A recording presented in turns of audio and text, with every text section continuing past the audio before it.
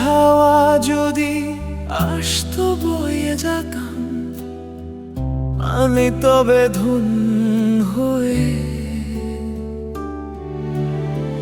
রাসূলে পাকের সেই পাক রওজায় পড়তাম দরুদ আমি চোখের বর্ষায়। সেথায় আছে শান্তি, সেথায় আছে নূর, অশান্ত এ মন আজ বড়ই অস্থির।